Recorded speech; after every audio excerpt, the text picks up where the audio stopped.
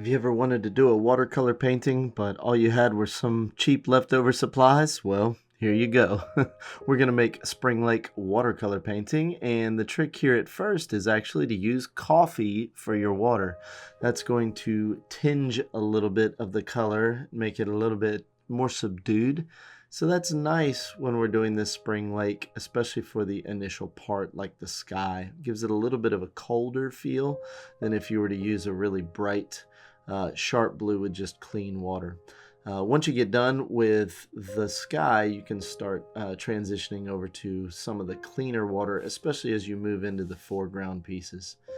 So after the sky, we're just going to take some yellow and green mixed together. Just daub your brush in there and start to place in some of those nice green tones for the land in the background. We want to leave in some open space here for some water because this is Spring Lake, but we're not going to put any color in there for the time being. We're just going to work a little bit more of that green and yellow around and create a bank on the left-hand side of the watercolor paper. Now the size paper I'm using is about 9 inches wide by 6 inches. I believe that's what I cut it to, something like that. You can probably count the squares on the grid and get a perfect measurement, but I think that's what it was. And after we let that first pass dry for just a little bit, we come back and again with some broad strokes start to double up on our color where we want some bushes to be. And there's no right or wrong way to do this, but always good to keep in mind that the further away things are, the smaller they should be. And as we get down towards the bottom of the page, obviously that's going to feel a little bit closer to us, and we want to make our shapes a little bit bigger. Now I'm coming in with a small brush, a little bit of black and brown mixed together. And again, if you want to use coffee for this, you can. It will just subdue that a little bit. I like the way that it looks and the way that it feels for this piece in particular. Plus, I love the smell of coffee, so it's nice to have that delightful aroma as you are painting.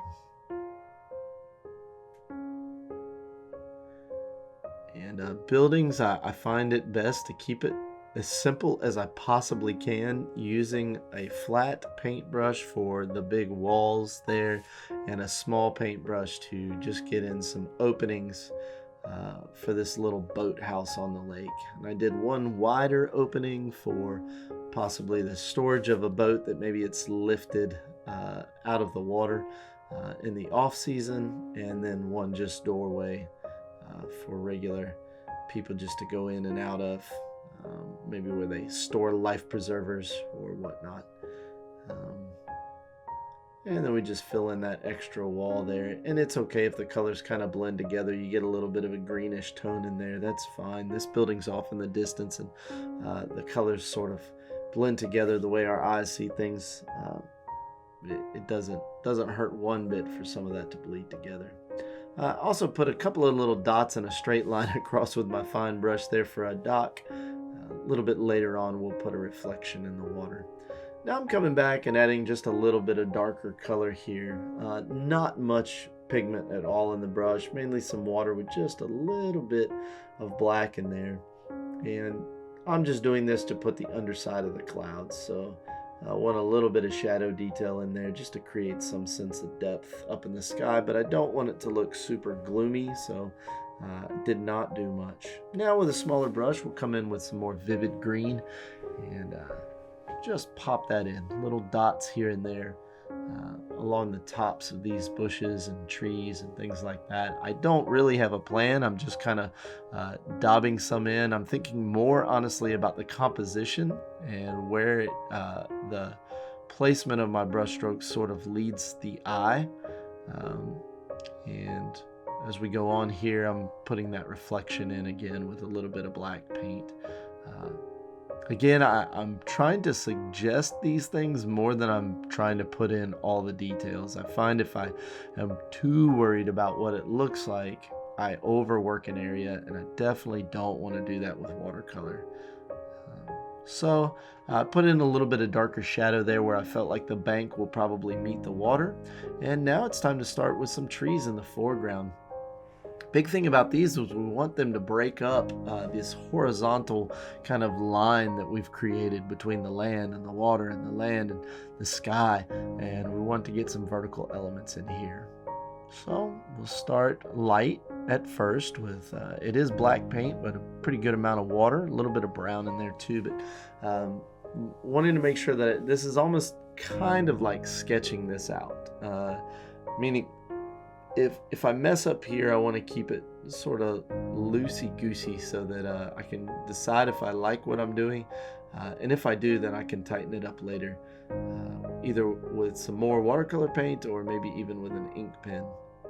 So yeah, I don't totally love the shape of my tree yet, so I'm sitting here and I've kind of paused at the core of the tree where the branches split, and I know that I want to do something here that looks a little bit more realistic, but I haven't really settled on what that is. So I'm kind of taking my time and working on some other areas. Whenever I'm painting, I try not to focus on the areas that have me stumped. I try to work to the areas that I feel like I can continue to flow and feel comfortable and confident, and trust that when I get back to an area that maybe I haven't solved yet, some of the other elements that I put in and I felt confident about maybe will help me make a decision later on. And so here we are now, returning a little bit to the branches, but I still haven't thought through how tall I want the core trunk of this tree to be. So now I'm going back to some of the branches I like. I'm reinforcing them, and now I'm gonna go ahead and say, all right, now I want this tree to come up. Now the video skipped up a little bit, but I basically just pushed that vertical element up a little bit, added some darker tones to the right side of the tree, and popped some little dots of green in there for the spring buds. I've also come down to the base of the tree, and I've put a little bit of dark green tones in there and some blades of grass just with my small brush.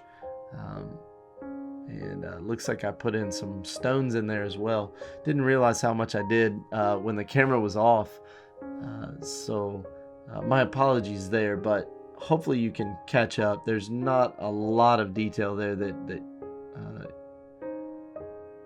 that significantly alters the look of the piece other than the rocks. The rocks are a little bit dark, so I try not to get too heavy-handed with those. And what I'm doing now is I'm just coming back with some spring colors, some yellows and some reds, and I'm just putting in some dots there and thinking, you know, there's probably some little flowers starting to bud out here, and you know, I don't want to overdo it with this. I kind of like the austere look and feel of it. I don't want to overcrowd things, but because it's spring, I want to put enough in there that it does feel like some life is starting to come out. So after I've gotten some of those flowers placed in, I'll come back with some green and put some leaves in and just a few stems. Again, a cluster of color here is enough to just get the eye kind of connecting the dots. You don't have to put in every single detail for it to look like some spring flowers are bursting out of the ground there. You can be really, really relaxed with it and trust that when you look at it, your eyes will fill in the details that are not there. All right, I'm coming back with a permanent marker now, a fine tip permanent marker, and just tracing in some of the parts that I really want to punch out. So we did the outlines of the doors, the edge of the roofing, even a little bit of the tree line there where it meets up to the side of the boathouse. Again, at the base of the trunk of this tree, because that's the heaviest part of the tree and you want it to feel anchored in, I feel a lot more confident putting down some black ink down at the base. And then as I go up the edge of the tree, I touch my pen down a lot less frequently because I just don't want any heavy blotches of ink being there. I really want the weight of this to be down at the base of the tree. And now I'm coming back with a little bit of watercolor on top of that to help blend in the ink that I had put down. So